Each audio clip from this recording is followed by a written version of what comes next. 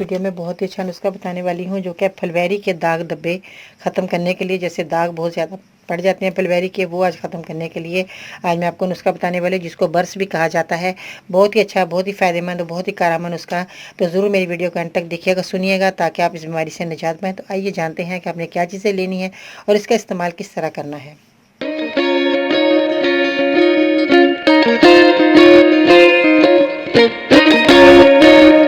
अस्सलामुअलैकुम, मैं हूं बाजी परवीन और आप देख रहे हैं बाजी Parveen health and beauty tips. तो कैसे हैं नाज़रीन, उम्मीद करती हूँ आप बिल्कुल खैरियत से होंगे।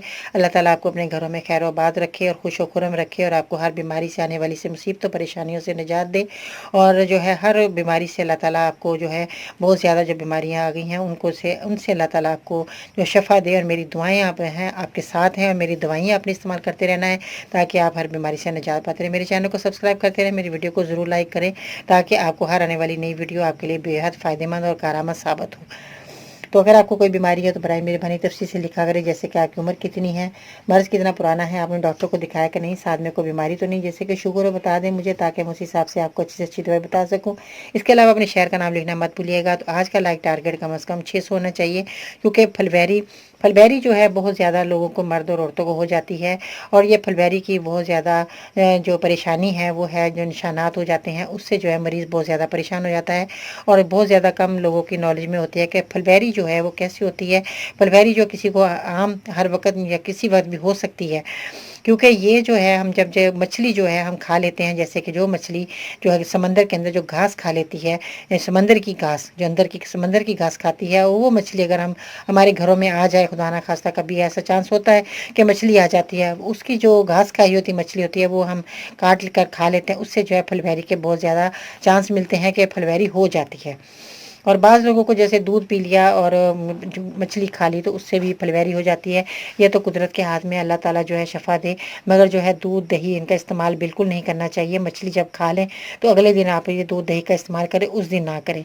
और जो है जो घास खाई मछली का हमें क्या पता लगेगा कि घास खाई हुई मछली हम खा रहे हैं, मगर ये कुदरत की तरफ से अल्लाह ताला से माफ़ी मांगनी चाहिए कि या अल्लाह हमें ऐसी बीमारियों से महफूज रखना। ये तो कुदरत ही जानता है कौन सी मछली ने घास खाई है तो जो हमारे घरों में आ गई है। तो इस तरह जो है ज़रा अपना थोड़ा सा ख्याल करें, अच्छी अच्छी मछलियाँ ले लें या उससे हल्की कीमत की मछली ले लें। मगर ये तो हमें पता ही नहीं कि घास खाई हुई मछली हमारे को जो नुकसान दे देगी। तो ये तो अल्लाह ताला से दुआ ही कर सकते हैं कि या अल्लाह हमारे घरों में ऐसी मछलियाँ ना आएँ जिससे हमें ये बीमारी लग जाए।